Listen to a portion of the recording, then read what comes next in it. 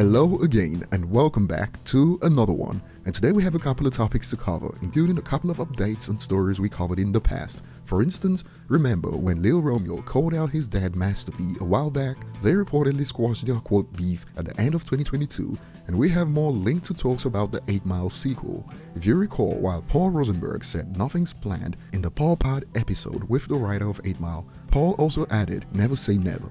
I never say never, right?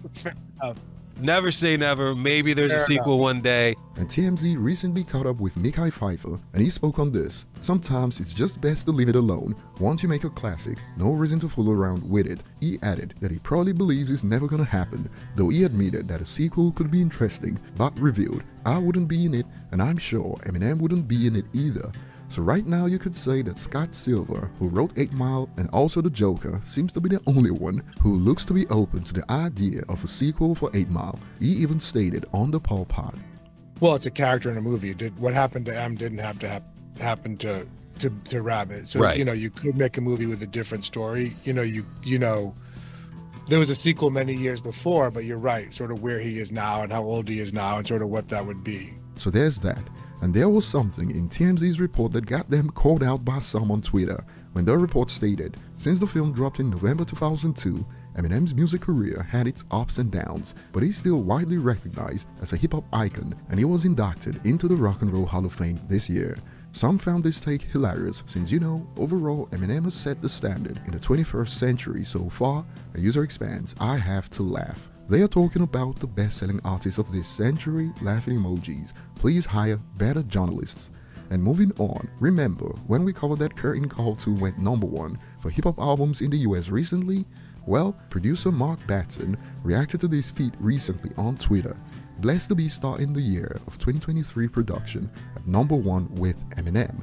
Now moving on to the main topic today, a clip of battle rapper Rifleman talking about defeating Eminem in '97 Rap Olympics has sparked some interesting reactions so far due to some claims that were made in the clip. For instance, here's a segment that raised some eyebrows for obvious reasons. I went right up in his face with the mic, and this is where I know for a fact that transition Eminem to that rap god style he be doing.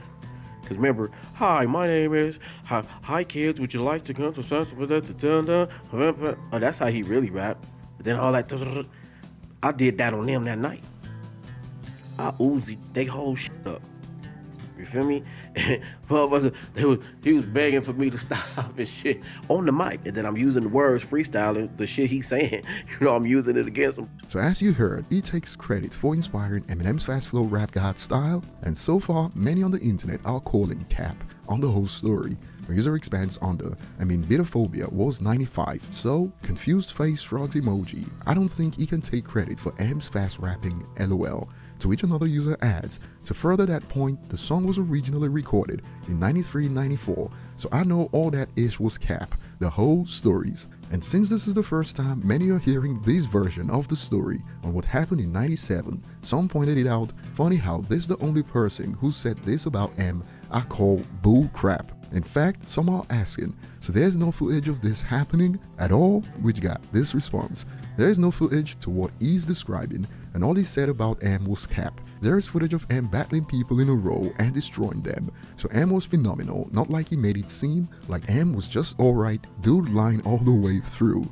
Think about it, quote, Eminem was begging me to stop on the mic. If that really happened, you don't think many others would have spoken about this story before now? The other day we had a compilation of Detroit rappers just capping unprovoked. I feel like nobody actually made it out of here yet. I still feel like I'm going to be the first one to make it out of Detroit. And now this, I have to agree, suspects that is as hilarious as him. Ain't no way this dude just said he's the reason Eminem started rapping fast, loudly crying emojis. It is more of the same on Twitter. Rifleman talks about battling Eminem, claims is the reason M raps fast now, laughing emojis. You never heard of Bitophobia? Never heard Eminem pre-Infinite?